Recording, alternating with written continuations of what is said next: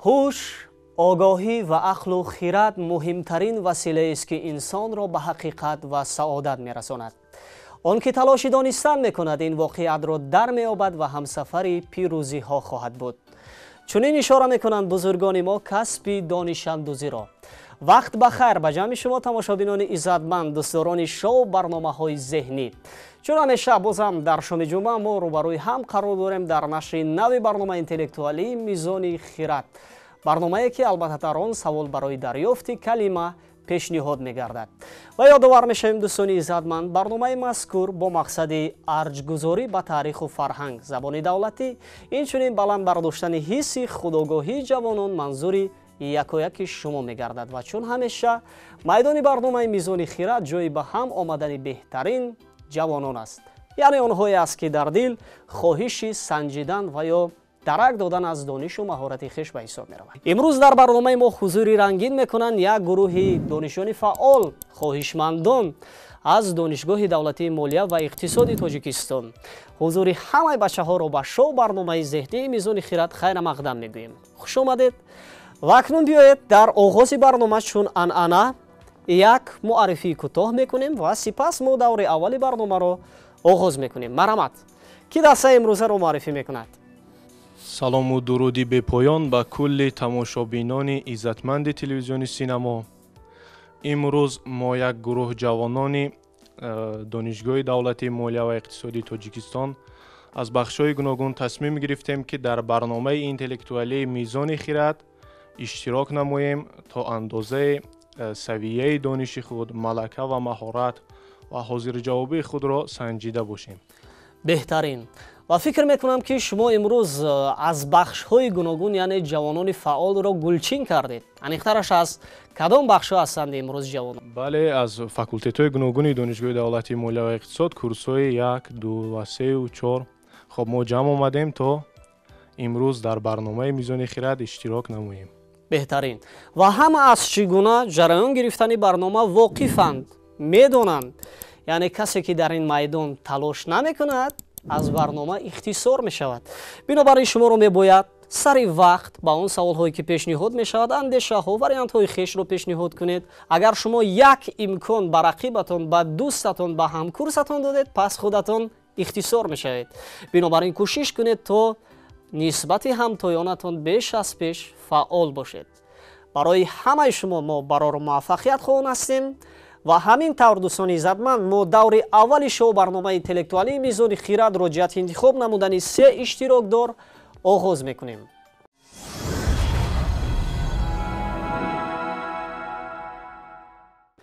با دقت میشویم. سوال اول چنین است: رویه اجتماعی، سیاسی و ادبی فرهنگی که در نیمه دوم عصر 19 در بین زیایان آسیای میانه به میان آمده آنها را از غفلت شخص شدگی زمان کهنه فئودالی بیدار نموده به زمان نو، زمان تنتنه علم و عمل دعوت میکرد. کلمه از 13 حرف عبارت است.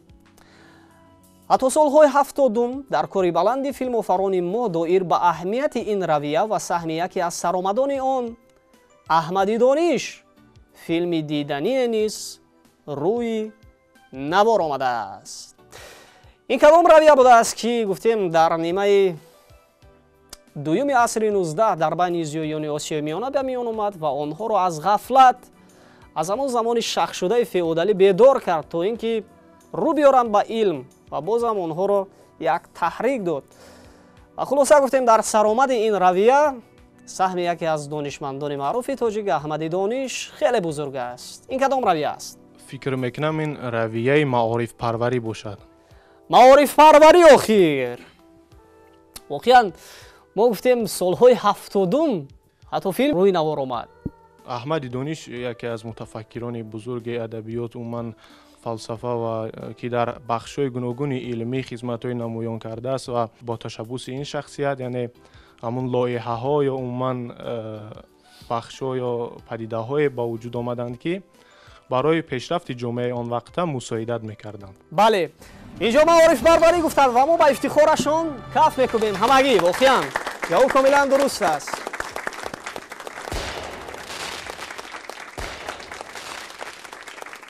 سوال نوبتی: табиатшиноси олмонӣ аввалин шахсе ки муносибати байни шиддат, ҷараён ва муқовимати барқро пешниҳод кард. Калима аз ду ҳарф иборат аст. фаъолияти илмии ӯ ба гузариши ҷараёнҳои электрикӣ бахшида шуда. ба номаш қонунеро низ ихтисос додааст ва воҳиди муқовимати барқӣ ба номи ӯ гузошта шудааст. Калима аз ду ҳарф иборат аст. Гуфтем. Маромад. шояд ҷавоби ин савол ом бошад. ом. қонуни ом охир мо ба ифтихорашон каф мекунем. воқеан. саволи дигар. гулест пиёзбех ки баргҳояш борику баланд буда гулҳои рангоранги зебо дорад. Калима аз шаш ҳарф иборат аст. номи зане ҷодугар ва созанда дар турони қадим. марам аз шумо. ҷавоби аниқ надорам, мумкин гули наргис буд. наргис гуфтанд охир. воқеан номи занона ҳам ҳаст. ва бубинем мо гуфтем номи зане ҷодугар буд аз дар турони қадим. марам аз шумо. ин гули савсан бошад. гули савсан. чу савсан зи афросиёбин шунид ба кирдори дарё дилаш бардамид. мо ба ифтихорашон каф мекунем. воқеан ин калимаи савсан буд.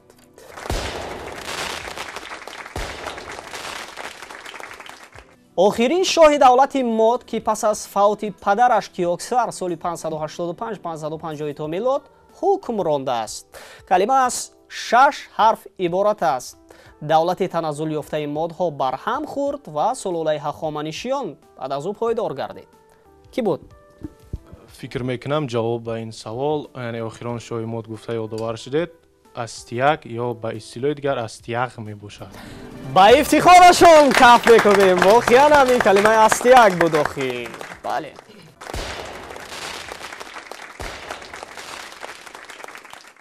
шоиста сазовор номи мардона номи шоири тоҷик, яке аз бузургони адабиёти муосири тоҷику форс дар осиёи марказӣ. калима аз чаҳор ҳарф иборат аст. маҳз бо саҳми ҳамин чеҳра филми рустам ва суҳроб дар солҳои 90 ба забони тоҷикӣ баргардонӣ шудааст. барам аз шумо. ҷавоби ин савол лоиқ мебошад. лоиқ. шоиста сазоворро лоиқ мегӯем охир. дар ин замин монанди ман ошиқ намеояд дигар. биншин ба рӯи чашми ман лоиқ намеояд дигар. ва ифтихорашон каф мекунем. воқеан. саволи дигар. дарёи андозааш бузургтарин дар ҷаҳон ки бештар аз 500 шохоб дорад. калима аз 8 ҳарф иборат аст. он дар натиҷаи як шудани дарёҳои маранон ва укаяли ба вуҷуд омада аз ҳудудҳои бразилия, боливия, перу, эквадор ва колумбия ҷорӣ шуда ба уқёнуси атлантик мерезад. дар бораи ин дарёи калонтарин ва асрори он бештар аз 100 филми мустанад ва дар асоси қиссаҳои бофта бештар аз 20 филми ҳунарӣ рӯйнавор омадаанд. манам аз шумо. тахминан шояд ин дарёи амазонка. амазонка охир зиёда аз 500 шохоб дорад. ба ифтихорашон каф мекунем. воқеан калимаи амазонка буд.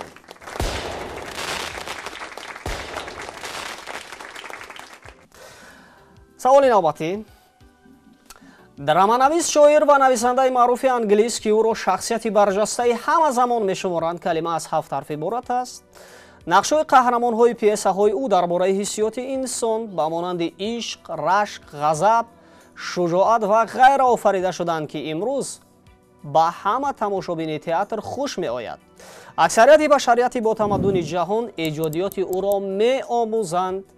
дар саҳнаи театри давлатии академияи драмавӣ ба номи абулқосим лоҳутӣ шаҳри душанбе пиесаҳои маъруфаш монанди отелло, ромео ва ҷулиетта, шоҳ лир ва ҳамлет ба забони тоҷикӣ намоиш дода шудаанд.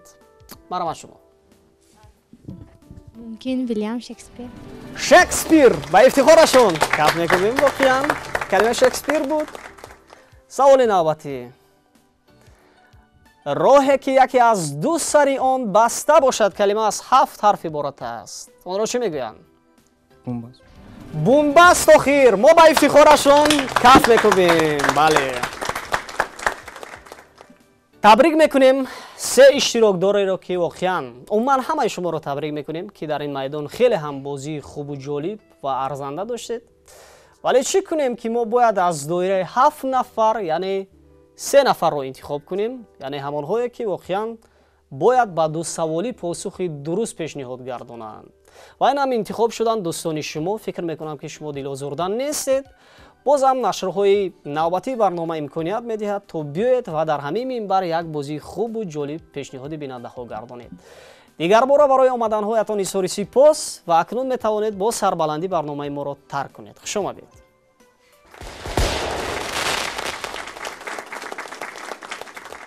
тамошобинони иззатманд, шумо идомаи шоу барномаи интеллектуалии мизони хиратро пайгирӣ доред ва ҳамин тавр мо се нафареро интихоб намудем ки нисбати дигарҳо дар даври аввал хеле ҳам пешдаст буданд ва тавонистанд воқеан ба ду саволи посухи дуруст пешниҳод гардонанд. ва то он ки мо фақат се саволӣ ба иштирокдоронамон пешниҳод гардонем, акнун саволи аввали бозӣ бо бинандаҳо инҷо манзур мешавад. савол чунин аст: гиёҳи зардест ки бо шираи он матоъҳоро ранг мекунанд. калима аз 5 ҳарф иборат аст. маҷозан зард, зарча, зардпарма, заъфарма. нафароне ки аввалин мешаванд ва ҷавоби саволро тавассути паёмак ба мо равон мекунанд, онҳоро тӯҳфа интизор аст. ва мо ёдовар мешавем ки иштирокдорони мо дар бахши бозӣ бо тамошобин хеле ҳам фаъол ҳастанд ва пайваста аз гӯшаву канори кишварамон ба мо тавассути паёмак ва зангҳои телефонӣ ҷавобҳои дурусти хешро манзур мекунанд. ва мо ҳаминро мегӯем ки дар нимсолаи дуюм, албатта барои он нафароне ки воқеан ҳам ба саволҳо ҷавобҳои дуруст пешниҳод мегардонанд, ҷомҳои махсус барои фаъолияти арзанда дар бахши бозӣ бо тамошобин тақдим мекунем. ва акнун ҳамин тавр мо шиносоиро оғоз мекунем. марҳамат, худро шинос кунед. холназаров абдулҳамид ҳастам, донишҷӯи курси якуми факултети менеҷмент ва ҳуқуқи иқтисодии донишгоҳи давлатии молия ва иқтисодии тоҷикистон. хуб, имрӯз тасмим доштам то дар барномаи мизони хират иштирок намоям ва то андозае ки ҳам бошад хуб савияи дониши худро, ҳозирҷавобии худро санҷида бошам. беҳтарин, абдулҳамид. ва умман абдулҳамид, чӣ гуна буд ихтиёр кардан умман таҳсил дар донишгоҳи молия ва иқтисоди тоҷикистон? шумо аз аввал мехостед умман иқтисодчӣ бошед ё умман дар фикри шумо дигар нави фаъолият буд? чӣ хел буд?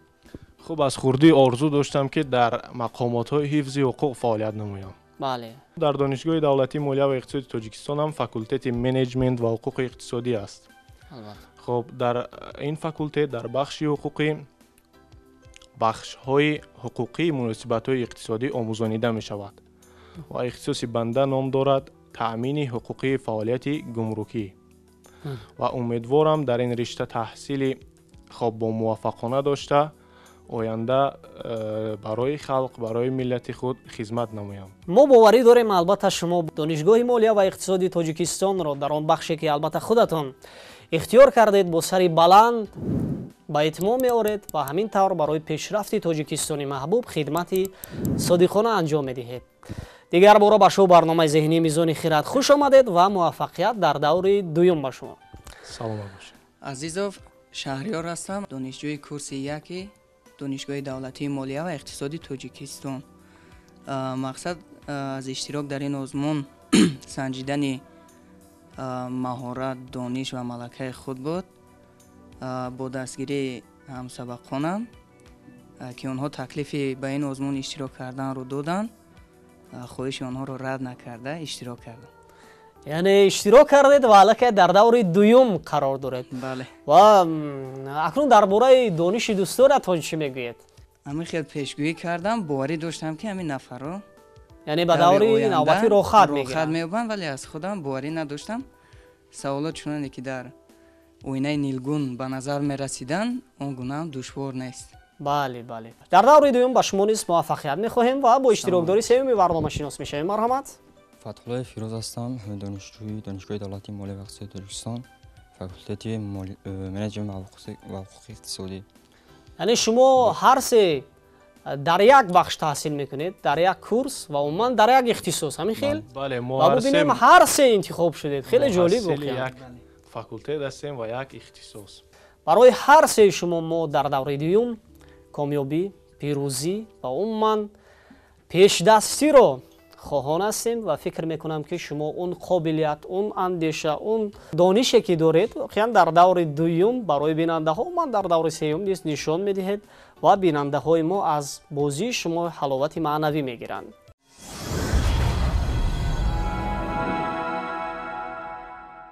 کی میخواهد اشتراکدار اول باشد؟ عبدالحمید، شهریار و یا فیروز؟ از عبدالحمید آغاز کنیم ما سوال اول رو.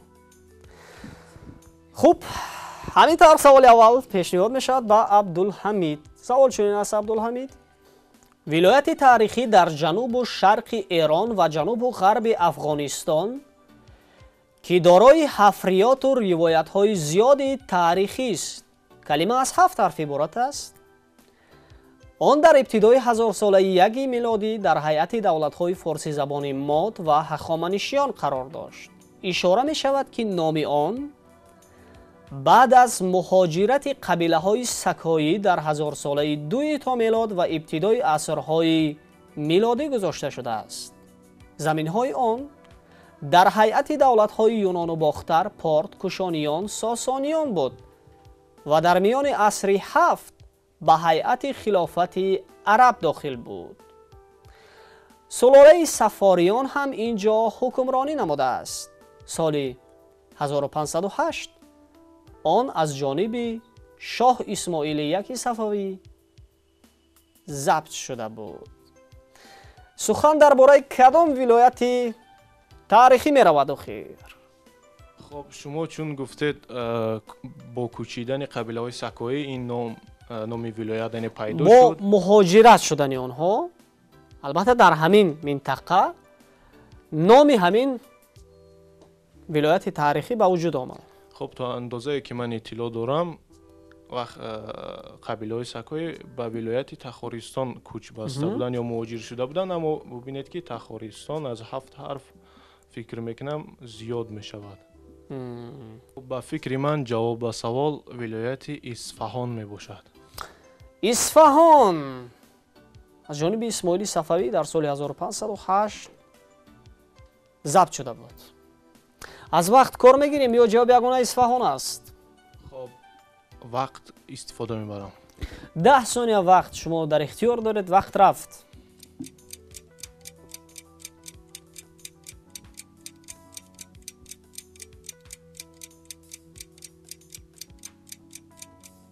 وقت من شما رسید. جواب داریم؟ خب فکر میکنم این ولایت سیستان باشد. سیستان این جواب یگانه است؟ بله جواب یگانه من سیستان است. تغییر دیگر نمیدهیم آخی؟ نه تغییر نمیدیم. دو اشتراک داریم ما. شما چی نظریه و من چی پیشنهاد دارید نسبت جوابی که اینجا عبدالحمید پیشنهاد کردن؟ جوابی پیشنهاد کرده عبدالحمید 100% جوابی درست است. درست است آخی؟ با باوری. فیروز شما چی میگوید؟ بله من هم با جواب موافقم. موافقید؟ متاسفانه آخر متاسفانه که شما نیز تغییر ندادید. بله با افتخارشان کف میکنیم. واقعا این جوابی سیستان بود آخر.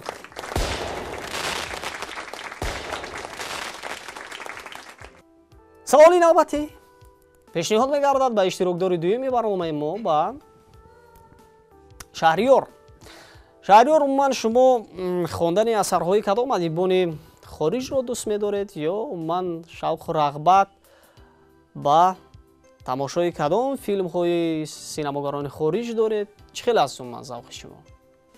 خواندن اثرهای عالمان دانیل دفو، بله، الکساندر سرگیچ پوشکین، عالمان روس بسیار ذوق و هوس دارم. از فیلم‌های خارجی باشد بسیارتر در بخش‌های اخلاقی اگر باشد دوست با می‌دارید. همین مایل و رغبت دارم بیشتر. بهترین آخر چون شما گفتید دوستدار مطالعه اثرهای جالب و فراگیر ادیبان روس نیز هستید، پس اینجا سوال ما وابستگی میگیرد به نام یکی از شخصیت‌ها و من منقد، شاعر، دراماتورگ، پوبلیسیست و نویسنده معروف روس که واقعا پیسه‌های او با اون من ایجادیات او یعنی در театрҳо дар саросари дунё саҳнавӣ гаштанд, аз ҷумла дар Тоҷикистон.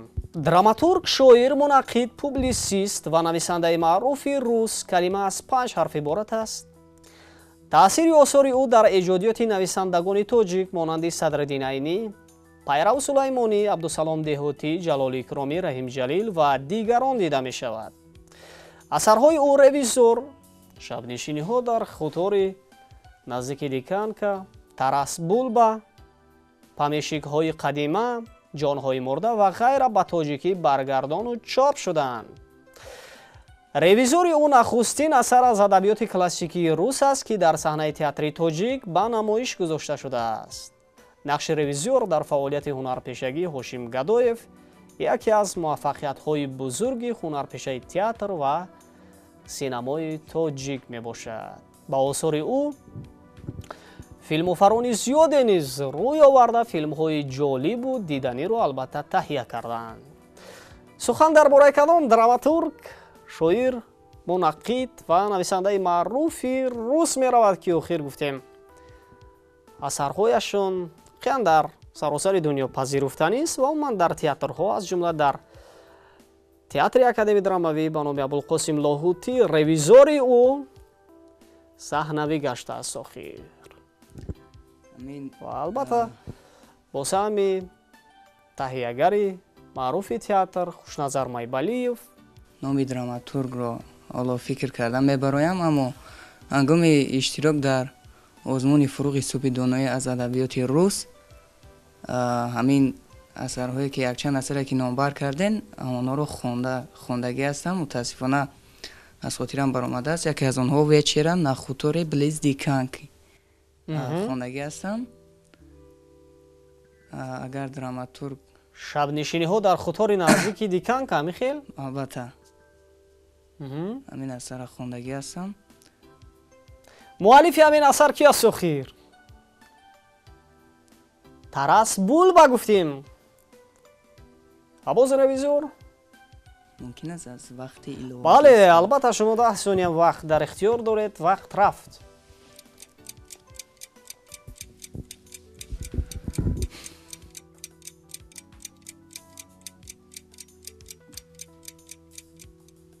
ҷавоб дорем? Шаҳриёр ё не? мутаассифона нест охир ҷавоб. акнун ба ду иштирокдорамон муроҷиат мекунем, ба Абдулҳамид ва Фирӯз. оё шумо варианте доред? хуб, ман тахмин мекунам ки адиб Антон Павлович Чехов бошад. Чехов. Фирӯз? ман ҳам мутаассифона ҷавоби кофӣ надорам. аниқ надорӣ? аниқ надорам тахминан. мутаассифона ба варианте ки иштирокдорони мо пешниҳод карданд, ин калимаи Гоголь буд. Николай Васильевич Гоголь. саволи дигар акнун пешниҳод мешавад ба иштирокдори сеюми барномаи мо, ба Фирӯз. чӣ хел аст завқи шумо нисбати омӯзиш, нисбати донистани зуҳуроти осмонӣ, яъне ҳаводисе ки албатта дар кайҳони мо рух медиҳанд? хеле бисёр завқ дорам, аммо умуман шумо албатта воқиф ҳастед ки киҳо барои воқеан донистани ҳамин асрори коинот парвозҳо анҷом доданд. ҳамин хел аз ин чизо воқиф ҳастед, фикр мекунам. бале. бале. хуб, як саволи мо вобастагӣ мегирад ба номи яке аз чеҳраҳо, нафаре ки воқеан ҳам ӯ тавонист дар таърих кори фаромӯшнопазирро анҷом бидиҳад. савол чунин аст: кайҳонаварди собиқ Иттиҳоди Шӯравӣ аввалин шахсе ки ба кайҳон баромад. калима аз 6 ҳарф иборат аст. 2 маротиба қаҳрамони Иттиҳоди Шӯравӣ солҳои 1965-1975. ӯ ҳамчун генерал-майёри авиатсия 22 июли соли 1975 барои бо муваффақият ба амал баровардани парвоз ва ҷасорату қаҳрамоние ки ҳамзамон нишон додааст, бо медали дуюми Ситораи тилло ва ордени Ленин мукофотонида шуд. номзади илм 4 ихтироот ва зиёда аз 10 кори илмӣ дорад. яъне аввалин нафаре ки ба фазои кайҳон баромад чӣ ном дорад? кӯмаки дигар ин ки ӯ ҳамнасаби яке аз ҳунарпешаҳои маъруфи собиқи иттиҳоди шӯравист ки ҳатто ба тоҷикистон омадааст ва дар филмҳои ҷанобони хуштоле, мимино, сабқаткунандагон ва ғайра филмҳои мароқовари мазҳакавӣ нақшҳои мондагор офаридааст. сухан дар бораи кадом чеҳра ё кадом лётчи кайҳонаварди собиқи иттиҳоди шӯравӣ меравад ки воқеан аввалин шуда ба кайҳон баромад? ин ба ҳама маълум аст, худ Гагарин мебошад. Гагарин воқеан парвоз кард, аммо мо гуфтем ба фазои кайҳон баромаду. аз вақти додашудаст филм барам. 10 сония вақт шумо дар ихтиёр доред. вақт рафт.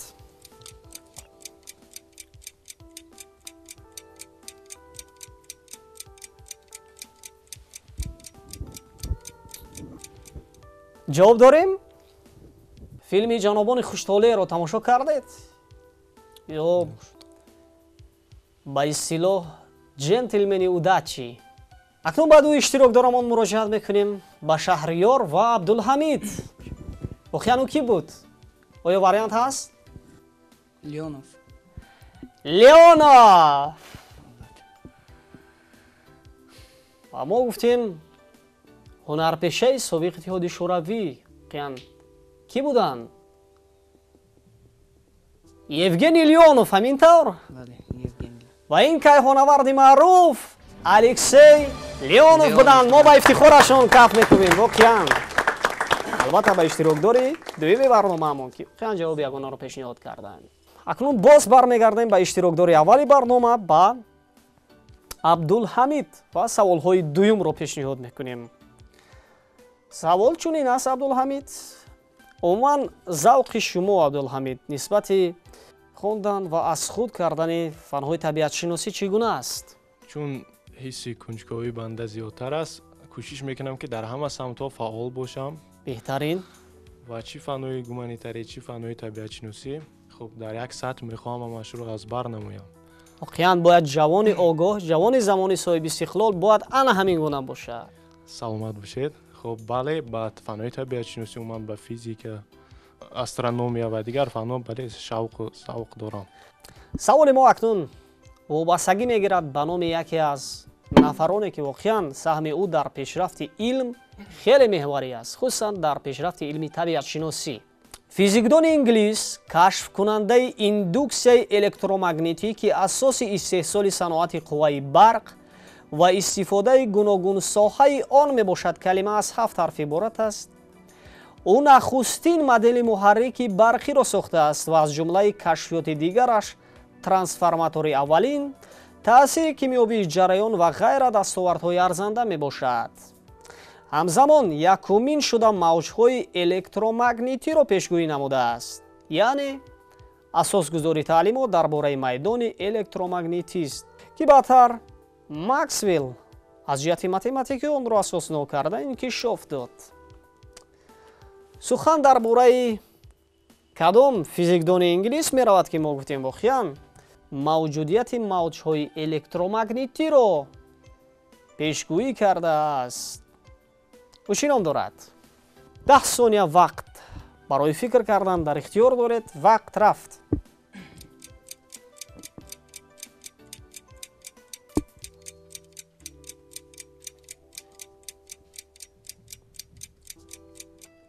вақт ба анҷом расид. ҷавоб дорем?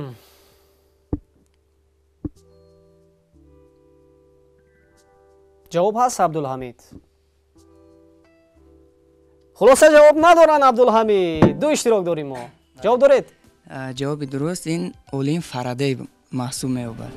Майкл Фарадей ба ифтихорашон каф мекунем. охир воқеан инҷо аввалин шуда дӯсти шумо баъд аз он ки Абдулҳамид гуфтанд, яъне ҷавобро пайдо накарданд, Шаҳриёр аввалин шуда посух доданд.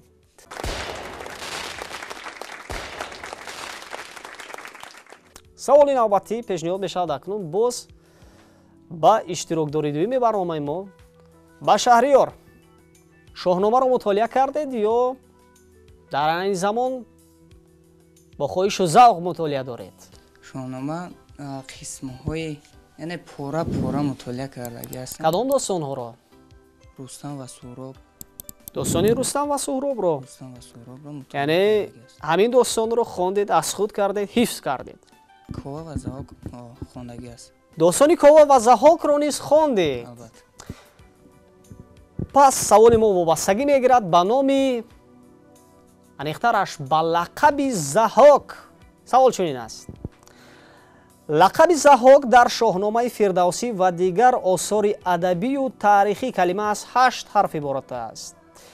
ин ном аз 2 ҷуз иборат аст. ҷузи аввал ба маънои 10,000 ва ҷузи дуюм ба маънои асп меояд. яъне яке аз ҷонварони маъруф дар маҷмӯъ маънии лақабаш дорандаи 10,000 асп мебошад. лақаби заҳок дар шоҳномаи фирдавсӣ ва дигар осори таърихӣ чӣ аст охир шаҳриёр? калимаи мазкур ба маънои дорандаи 10,000 асп маънӣ дод мешавад, меояд. 10 сония вақт шумо дар ихтиёр доред. вақт рафт.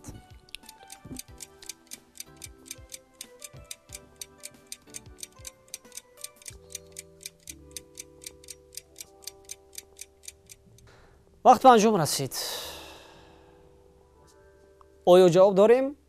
мутаассифона ҷавоб нест. яъне варианти ягона надорем. бале. заҳоки морон ҳамин лақаб дошт, дигар ба ёдам нест. дигар заҳоки морон, аждаҳодуш. диққат мекунем ба ҷавоби дуруст. куҷо бевар аз паҳлавонӣ шумор буд дар забони дарӣ 10,000 ҳамон бевараспаш ҳаме хонданд чунин ном бар паҳлавӣ ронданд. ин калимаи беварасп буд охир. ҳеҷ гап не?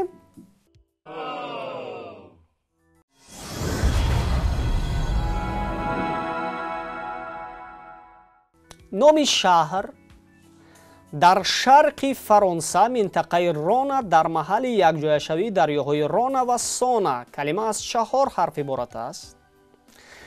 дар асри 16 яке аз бузургтарин шаҳрҳои аврупо буд. яке аз аввалин филмҳои мустанади кӯтоҳи бародарон люмерҳо асосгузорони кино дар ҳамин шаҳр наворбардорӣ шудааст. Карим Бензема бозингари бошгоҳи Реал Мадриди Испониё ва яке аз машҳуртарин бозингарони асри 21 дар ҳамин шаҳр ба дунё омадааст. ин кадом шаҳри таърихӣ ё кадом шаҳри маъруф аст ки гуфтем дар шарқи Фаронса аст? ва бародарон люмерҳо яке аз аввалин филмҳояшонро дар ҳамин шаҳр ба навор гирифтанд ки воқеан дар номи ҳамин филм ҳамин шаҳр низ илова шудааст. аз вақт кор мегирем. 10 сония вақт дар ихтиёр доред. вақт рафт.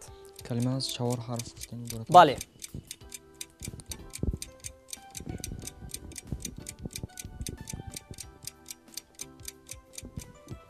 вақт ба анҷом расид. ҷавоби ягона дорем? мутаассифона. мутаассифона охир ҷавоб нест. акнун ба ду иштирокдорамон муроҷиат мекунем ба Шаҳриёр ва Абдулҳамид. шумо ҷавоб доред Абдулҳамид? не, ман ҷавоб надорам ба савол. ҷавоб надоранд Абдулҳамид. Шаҳриёр шумо чӣ? ҷавоб нест? якчанд вариантҳо ҳастанд. шаҳрҳои Нант ва Лион. хуб. шояд шаҳри Лион бошад ҷавоби дуруст. Лион. албатта. чаро Лионро интихоб кардем? агар рафту Нант бошад чӣ? ба фикрам шаҳри Нант он қадарам шаҳри маъруфтарин нест. аз ҳамин сабаб шаҳри Лион интихоб мекунам. тағйир намедиҳем ё тағйир медиҳем? не, дигар ҷавоб надорам. ҷавоби ягона Нант. не, Лион ҷавоби. Лион. мутаассифона ки тағйир надоданд ва мо ба ҷуръаташон каф мекунем. воқеан ин калимаи Лион буд.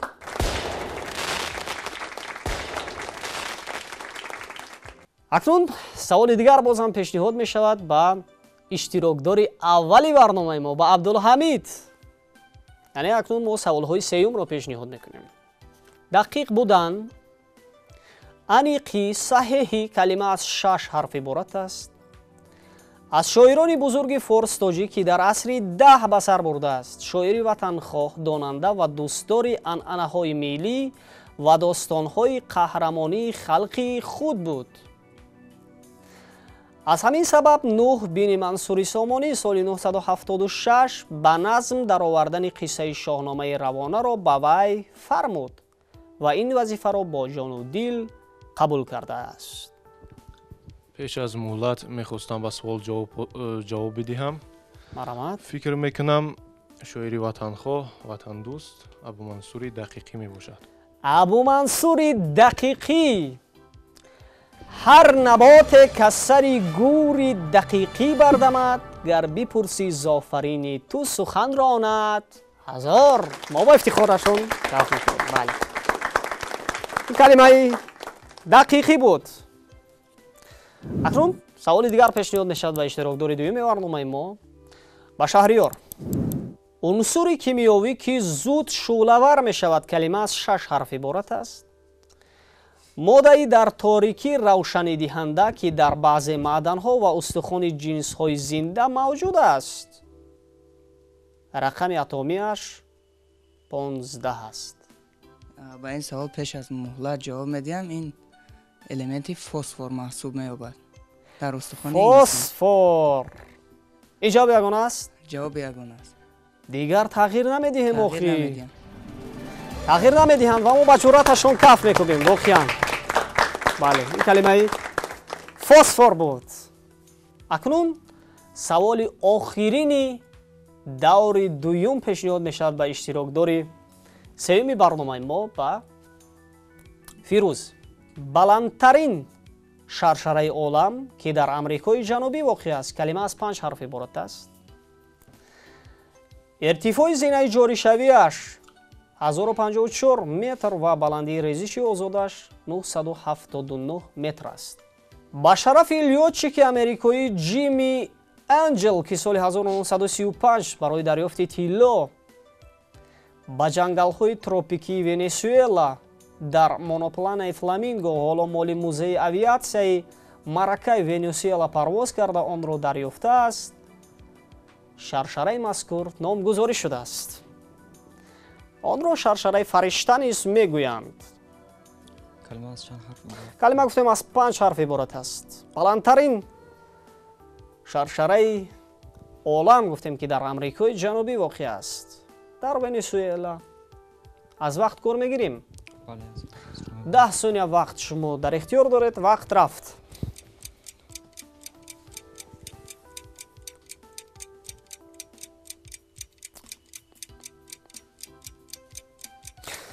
вақт ба анҷом расид. ҷавоби ягона дорем. шояд анхел бошад.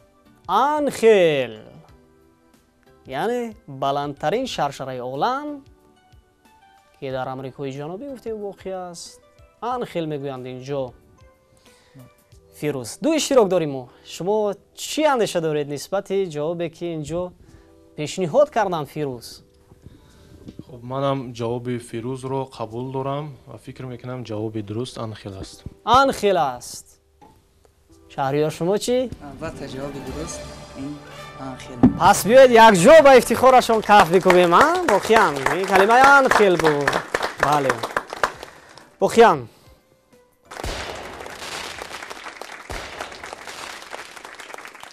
ташаккур ба ҳар сеи шумо ки воқеан як бозии хубу ҷолибро дар даври дуюм албатта манзури мо ва бинандаҳо гардонидед.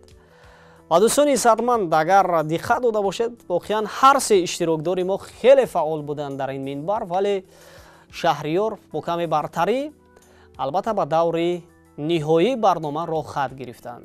ҳам Фирӯз ва ҳам Абдулҳамид низ бозии хеле ҳам ҷолибу диданӣ доштанд. албатта мо ҷиҳати иштироки фаъолона ба ҳар дуи иштирокдоронамон изҳори сипос мекунем ва аз ҷониби раёсати кор бо ҷавонон ва варзиши шаҳри Душанбе ба шумо сипосномаҳо, медалҳои ифтихории зинаҳои дуюм ва сеюм ва ҳамзамон бо дастгирии муассисаи давлатии телевизиони синамо ба шумо китобҳои хонданӣ, китобҳое ки албатта масъалаҳои гуногуни фарҳангиро матраҳ мекунанд ва дар ин ҷо албатта шеъру абиёти дилпазири адибони мо низ гирдоварӣ шудаанд, тақдим мегардад ва фикр мекунем ки шумо ин китобҳоро бо шавқи беандоза мутолиа мекунед.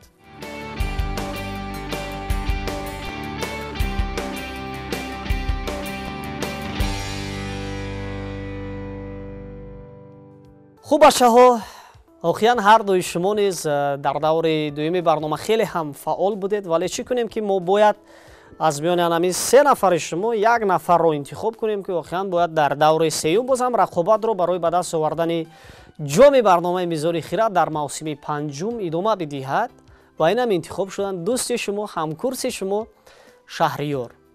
ва ман мехостам акнун аз таассурот, аз иштирок дар барномаи имрӯза ва умуман ҳайате ки дар якҷоягӣ бо шумо омаданд ва иштирок варзидан сухан мекардед. Марҳамат. Ба фикри шумо бозии мо чӣ гуна буд? Марҳамат. Абдулҳамид? фикр мекунам бозии бисёр дилчасп, бисёр бозии диданӣ ва хуб буд. Шукрона аз истиқлолияту озодӣ ва сулҳу субот кардан лозим меояд, чунки мо ҷавонони даврони соҳиби истиқлолӣ дар фазои сулҳу субот, оромию ҳамгироӣ зиндагӣ ва кору фаъолият мекунем. Бале. ки маҳз бо ташаббусу ғамхориҳои бевоситаи асосгузори сулҳу ваҳдати миллӣ пешвои миллат ҷаноби олии муҳтарам Эмомалӣ Раҳмон хоб бо мусоидати эшон муяссар гаштааст. Хоб мо ҷавонон низ кӯшиш менамоем ки бо роҳияи баланд, бо як ҳисси хоб ватандӯстӣ ба миллату халқ дар ҷавоб ба ғамхориҳои дӯстдорона ба халқу ватан хизмат намоем. аз ҳайати муаллифони барнома, умуман аз ҳайати таҳиякунандагони барнома сипосгузорам, чунки чун як барномаи диданеро таҳия намуданд ҷиҳати сайқал додани зеҳну фаҳмишу хоб дониши хонандагону донишҷӯён. Бале. Бисёрам андешаҳои самимӣ инҷо зикр карданд Абдулҳамид ва мо боварӣ дорем ки иштироки чунин ҷавонон бояд дар ҳамин майдонҳо беш аз пеш зиёд бошад. ва акнун Фирӯз чӣ мегӯянд? Марҳамат. Саволҳо душвор буданд Фирӯз?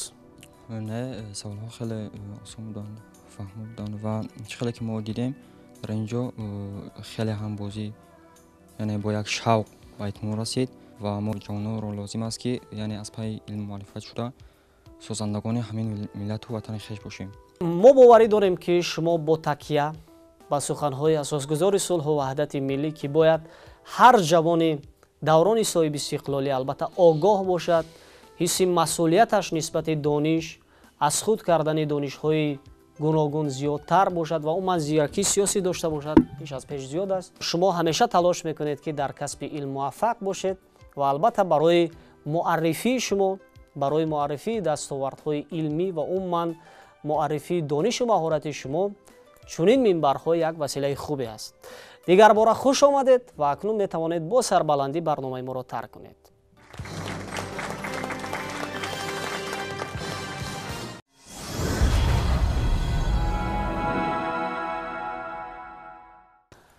дӯстони иzzатманд, шумо идомаи шоу барномаи интеллектуалии Мизони Хиратро пайгирӣ доред. аниқтараш даври ниҳоии барномаро ва ҳамин тавр интихоб шуданд иштирокдори ягона Шаҳриёр, яъне дар баробари 6 нафар истодагарӣ намуда омаданд ба зинаи сеюм ва то он ки мо фақат 4 савол ба Шаҳриёр пешниҳод кунем, саволи дуюми бозӣ бо бинандаҳо инҷо манзур мешавад. савол чунин аст: аввалин ректори донишгоҳи Гандишопур дар аҳди салтанати Шопури яки Сосонӣ калима аз 7 ҳарф иборат аст.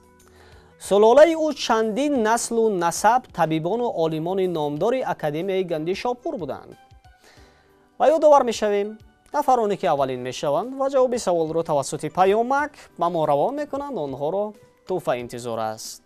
хуб, агар шумо Шаҳриёр омода бошед, пас мо 4 савол пешниҳод мекунем инҷо. саволи аввал чунин аст: кайҳонаварди америкоӣ ҳамоне ки дар таърихи ҷустуҷӯҳои илмӣ барояш муяссар шуд, ҳамроҳи фармондеҳи гурӯҳи парвозкунандагон бори аввал дар рӯи моҳ қадам бизанад. калима аз 6 ҳарф иборат аст. яъне бубинем шаҳрёр, вохиян моҳ ягона ҷирми осмоние мебошад ки инсоният дар рӯи он қадам задааст. ва ӯ кӣ буд ки чунин кори фаромӯшнопазирро дар таърих анҷом додааст? албатта тавассути киштии кайҳонии Аполлон 11 барояш даст дод. чунин кори таърихӣ бори аввал ба рӯи моҳ баромаду хир. рӯ кӣ буд? 10 сония вақт дар ихтиёр доред. барои фикр кардан вақт рафт.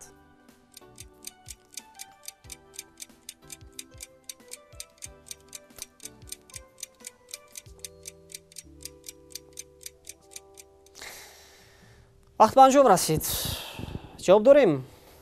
мутаассифона ба ин саволи шумо ҷавоб дода наметавонам, зеро бори аввал аст ки бо чунин савол рӯбарӯ гаштам. бори аввал аст сухир. ҳеҷ гап не. фикр мекунам ки шумо бо аз худ кардан ё бо фаҳмидани номи ҳамин чеҳра як маълумоти ҷолибро аз барномаи мизони хират барои худ мегиред. ин калимаи Олдрин буд, яъне Эдвин Олдрин аввалин чеҳрае буд ки воқеан ҳамроҳи фармондеҳи гурӯҳи парвозкунандагон, яке аз чеҳраҳои дигар, барояш муяссар шуд то бори аввал ба рӯи моҳ барояд ва қадам бизанад. саволи навбатӣ. яке аз шахсиятҳои шоҳномаи Фирдавсӣ қотили Сиёвуш, калима аз 5 ҳарф иборат аст. ӯро бародари Афросиёб низ гуфтанд. вале дар шоҳномаи Фирдавсӣ ӯ яке аз паҳлавонони туронист ки ҳамроҳи Гарсевас ба меҳмонии Сиёвуш омад ва ҳамроҳи паҳлавони дигар бо номи Дамур бо Сиёвуш ба набард баромад ва мағлуб шуд. барои ин ӯ дар дил нисбат ба Сиёвуш кина гирифт. замоне ки Афросиёб ба куштани Сиёвуш фармон дод, ӯ бо ханҷари Гарсевас Сиёвушро ба қатл расонид ва дар ҷои хуни рехтаи Сиёвуш гуле рӯид ки онро гули Сиёвушон мегӯянд. ин кадом нафар буд? ё ин кадом чеҳра буд ки воқеан гуфтем қотили Сиёвуш ёд мешавад дар таърих, дар ҳамосаи миллии мардуми ориёи мо шоҳнома? сухан дар бораи кӣ меравад? 10 сония вақт дар ихтиёр доред. вақт рафт.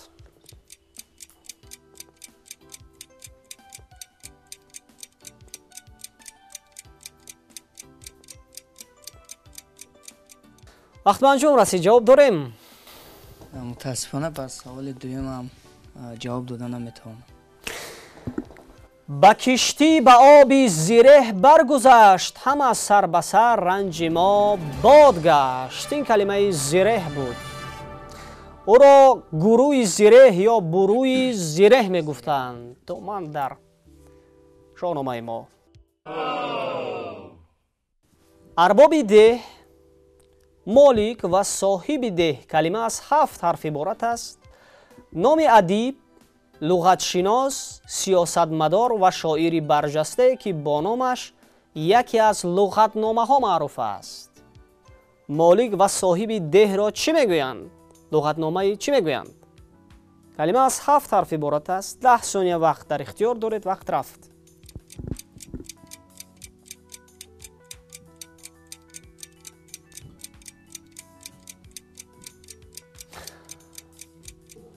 вақт ба анҷом расид. ҷавоб дорем? деҳхудо ба шумор меравад. ҷавоби дуруст деҳхудо аст.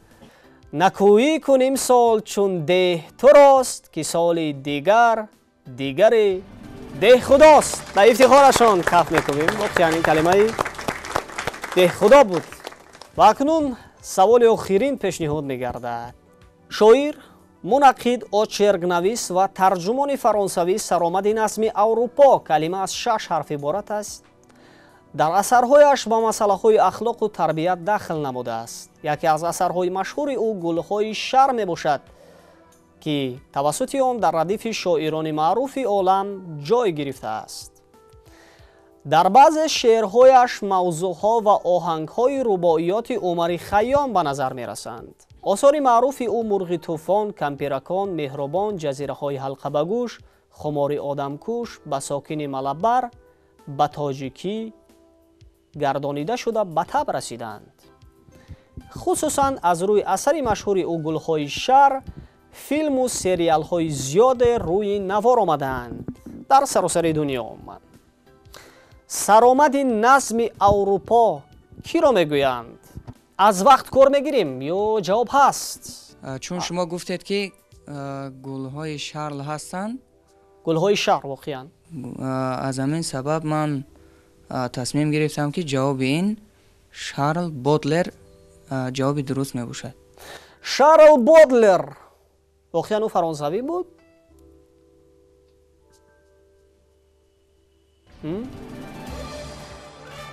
чандон ба худ эътимод надоранд, вале мо ба шӯҳраташон каф мекӯбем. воқеан ин калимаи Бодлер буд охир. воқеан Шарл Бодлер, саромади назми Аврупо. воқеан асари фарогирашон Гулҳои шаҳр, ки ҳатто гуфтем дар эҷодиёти ӯ оҳангҳои рубоиёти Умари Хайём ба назар мерасанд. мо табрик мекунем иштирокдори хеле ҳам фаъоламон Шаҳриёрро, ки воқеан дар даври ниҳоии барнома низ хеле ҳам иштироки арзанда ва фаъолона доштанд ва барои чунин фаъолияти назаррас ба Шаҳриёр аз ҷониби раёсати кор бо ҷавонон ва варзиши шаҳри Душанбе сипоснома, медали ифтихори зинаи аввал ва бо дастгирии муассисаи давлатии телевизиони синамо ба шумо китоби Баёзи фалак, аниқтараш китоби санадшиноси мо Асалиддин Низомӣ тақдим мегардад ва фикр мекунам ки шумо ин китобро бо шавқи комил мутолиа мекунед.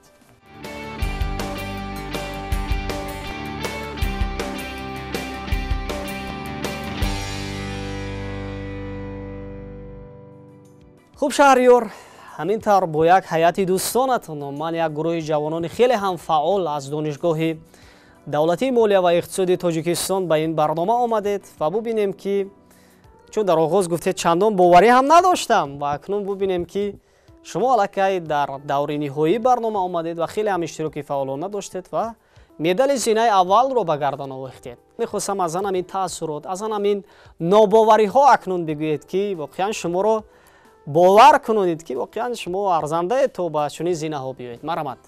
хуб, сараввал миннатдории худро ба ташкилкунандаи ҳамин озмуни интеллектуалӣ мизони хирад мерасонам. ростӣ ба ин озмун омадани ман тасодуфӣ буд. ҳамсабақонам маро ба ин ҷо даъват карданд.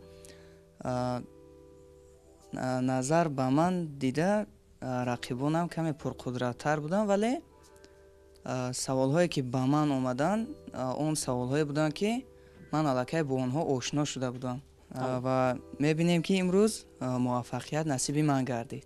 яъне ҳар кас ки талош мекунад, серғайратӣ мекунад, ҳатман ки пирӯзиҳо дунболагираш мешаванд ва имрӯз шумо кӯшиш кардед ки дар ҳалқаи дӯстон каме боҷуръат, каме серғайратӣ дошта бошед ва ҳамин тавр бубинем ки дар чунин зинаҳо қарор доред. дигар бора ба шоу барномаи зеҳнии мизони хирад хуш омадед.